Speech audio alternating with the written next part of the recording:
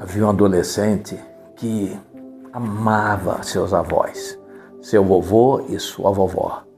E ele sabia que tanto o vovô quanto a vovó gostavam muito de uma determinada fruta. E um dia ele descobriu onde se comprava a semente para aquela árvore que daria o fruto.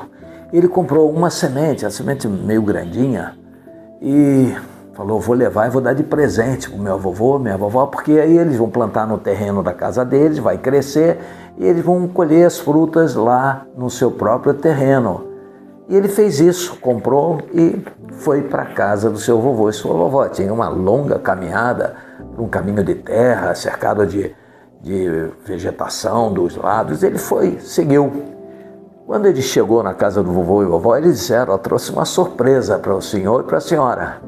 E eles, que é meu filho? E ele foi procurar a semente, que foi num bolso, foi no outro, foi no bolso de trás, no bolso da frente, foi na camisa, foi na mochila, perdeu a semente.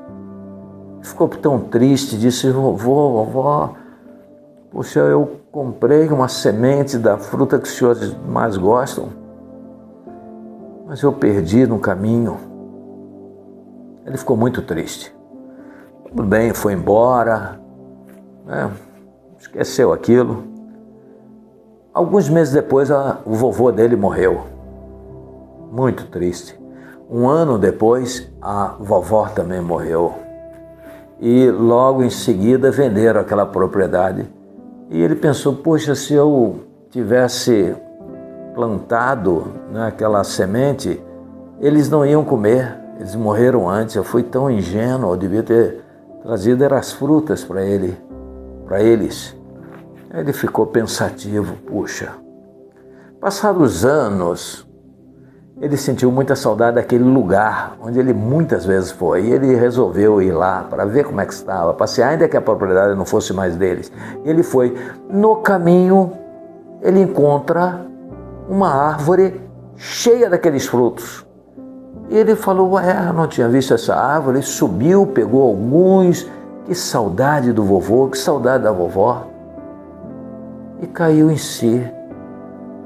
Essa árvore é aquela semente. Eu passei por aqui, eu perdi a semente aqui, e a semente brotou. O que eu perdi virou esta árvore. O que eu perdi agora pode dar frutos para todos que passarem por aqui no caminho. Ele ficou a pensar, que realidade é essa? É interessante que no Evangelho de João, capítulo 12, versos 24 e 25, Jesus ensina algo muito interessante, dizendo assim, olha, eu afirmo a vocês que isto é verdade, se um grão de trigo não for jogado na terra e não morrer, ele continuará a ser apenas um grão, mas se morrer, dará muito trigo. Quem ama a sua vida não terá a vida verdadeira, mas quem não se apega à sua vida neste mundo, ganhará para sempre a vida verdadeira, a vida eterna. Interessante. Então Jesus está comparando o nosso corpo a uma semente. E ele morre, mas produz frutos. 3 dias depois de inaugurar o novo ano de 2026, uma querida pessoa, um querido irmão chamado Paulo César Fernandes, que passou a virada do ano conosco, ficou na nossa mesa, na minha mesa, a mesa com a minha esposa, com a minha família, a família dele toda. Não sabia que era o antepenúltimo dia da sua vida. No dia 3, sepultado nesse domingo, partiu para a eternidade. Uma pessoa de semblante tão magnífico, tão simpático. Nós pregadores e preletores e professores, muitas das vezes contamos no auditório com pessoas insubordinadas que se levantam toda hora, vão ao banheiro, saem, conversam, mascam chiclete, deixam o filho correndo para lá e para cá, não tem ideia do quanto atrapalham. Agora, nesse último ano, o Roberto Carlos, o cantor, fazendo um show, tinha pessoas gritando o nome dele, dizendo que ele era grande. Teve uma hora que ele xingou um palavrão e falou assim, cala a boca. Porque as pessoas são mal educadas, o brasileiro é muito mal educado. Estava incomodando, atrapalhando a música que Roberto Carlos canta há anos, mas que precisa de concentração. Quantas vezes? Esse meu irmão, Paulo César, ele era uma inspiração, aquele semblante dele, aquela face inspiradora. Quando você está pregando, você olhar para o Paulo César Fernandes é um estímulo, enquanto que muitos te desconcentra ou desestimula. Paulo César estimulava e foi chamado à eternidade. A última vez que falei com ele foi no dia 31 de dezembro. Nunca pude imaginar que eram as últimas horas da sua existência aqui na Terra. O grão caiu no caminho. O grão foi sepultado. E a gente chora, a família chora, os amigos choram, porque nós sentimos muito, uma grande e triste surpresa foi isso. Uma desagradável surpresa. Mas a Deus toda a honra e toda a glória. Mas a mesma palavra de Deus nos diz, no último livro da Bíblia, Apocalipse, a Revelação, no capítulo 21, verso 4, nós encontramos assim, olha: ouvi uma voz forte que vinha do trono, o qual disse: agora a morada de Deus está entre os seres humanos. Deus vai morar com eles, que maravilha! E eles serão o povo dele. Tremendo!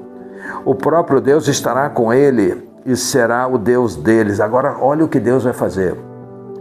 E Deus enxugará dos olhos deles todas as lágrimas. Não haverá mais morte, nem tristeza, nem choro, nem dor. As coisas velhas já passaram. Vai chegar esse tempo. Ainda que pareça que demore, vai passar esse tempo. O tempo é algo magnífico, é um fenômeno, é mágico. Por exemplo, quando eu nasci, tinha havido já 2 guerras mundiais. Hiroshima e Nagasaki tinha sido explodido. Quantas pessoas já tinham morrido? Já tinha tido a figura do Hitler. E eu não sabia de nada. Mas no século XIX, a mesma coisa. Século XVIII, século XVII, XVI, XV, século 1000, século X, aliás, ano 1000, primeiro século. E os séculos antes de Cristo, tudo isso passou. Mas chegou e eu não vi passar. Então, eu quero dizer que nós que nascemos não vimos o que passou.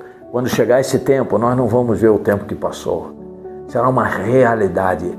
Deus vai morar conosco e secará de nossos olhos toda lágrima. Não terá mais doença, não terá câncer mais, não terá tristeza, não precisa fazer exame, tomografia, não precisa fazer angiografia, não vai precisar fazer exame nenhum. Tudo passou, ressonância magnética, quimioterapia, radioterapia, cirurgias, internações, acidente de moto, de carro, acidente de aeronave, avião, afogamento, nada disso acabou. E meus irmãos, meus amigos, quem crê em Jesus Cristo vai reinar com Ele. Quem crê em Jesus Cristo vai julgar o mundo. Quem crê em Jesus Cristo tem um privilégio que não se dá para descrever. É inimaginável. Se falarmos alguma coisa, as pessoas não acreditam só pela fé, porque é tão grande que é inacreditável. Só quem tem fé. A Bíblia diz que as coisas que não subiram à imaginação do homem, o homem não pensou, não cogitou, são as que Deus preparou para os que o amam. Então, meu querido, se você hoje está chorando, se você perdeu um querido, se você sente saudade de alguém, saibamos que a nossa vida é passageira e que temos um Consolador, que é o Espírito Santo de Deus, mas temos uma esperança, que é a volta de Jesus, quando os mortos serão ressuscitados e os que estiverem vivos serão transformados, uma festança nos céus. E começa o governo de Jesus, depois definitivamente o julgamento final e agora o tabernáculo com Deus entre os homens. Creia em Jesus. Só por Jesus é que podemos participar disso. Só por Jesus é que somos reconciliados. Só por Jesus somos justificados. Só por Jesus que nascemos de novo. Só por Jesus que nos tornamos amigos de Deus. Só por Jesus que nos tornamos filhos de Deus. Creia em Jesus, receba Jesus como seu Senhor e Salvador. Que o Espírito Santo, nesse momento, lhe traga consolo pelo poder do nome de Jesus. Que o Espírito Santo de Deus, nesse momento, lhe convença.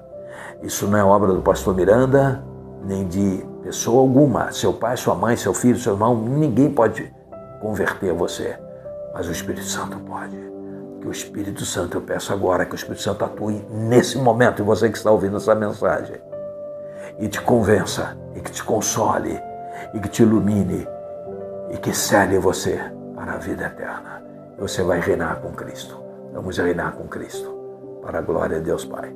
Pastor Miranda Machado, Igreja Batista Mundial, Estrada Rodrigues Caldas, 237, Largo da Taquara. Ao lado está o novo shopping, Taquara Plaza Shopping.